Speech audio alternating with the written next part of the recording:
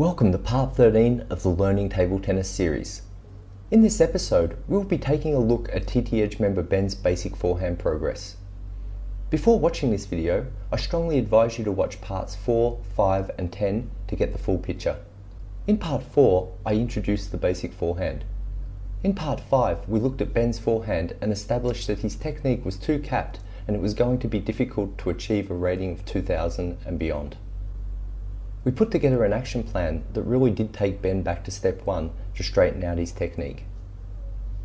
In part 10, we saw the results of the first action plan. Ben looked like a beginner, however he had reduced his common mistakes to almost zero.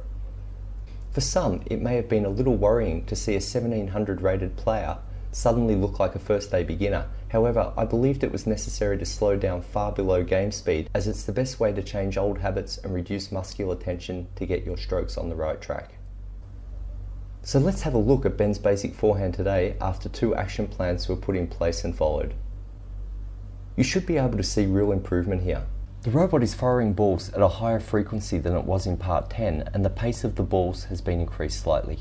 The feed of the ball is still well below game speed and there is no oscillation whatsoever. This training is still very much like juggling one ball, as per my juggling analogy in the intro to this series.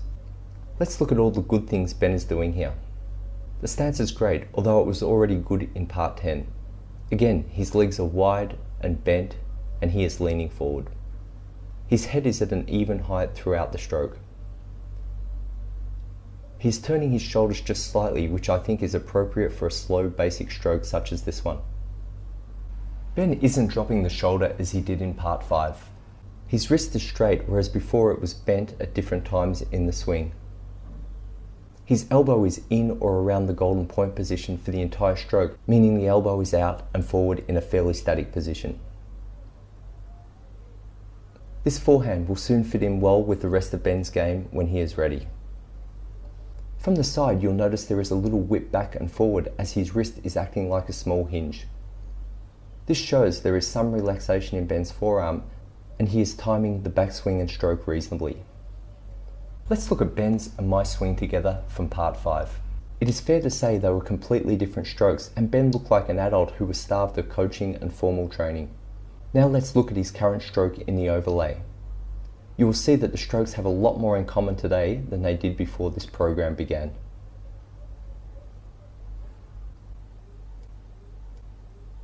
If I was forced to find faults in Ben's swing, I would say the following.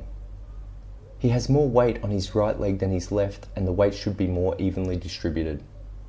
He's starting with his bat slightly too close and then opening it to compensate.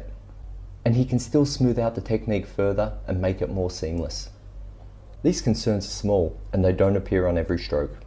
The bottom line is, after a few hours of training and shadow swinging, Ben has been able to uncap his forehand counter hit potential. It is a small step in a long journey, however many adult players go decades being unaware that their potential is completely capped by errors that can be fixed in a few hours of training with feedback. One of the major keys here is Ben was watching video footage of himself every few minutes, which is the next best thing to having immediate feedback from an expert coach. If you are following this series and ignoring the video feedback component of the action plans, you are making a big error. As far as Ben's immediate results are concerned, this forehand improvement should have no impact whatsoever at this stage.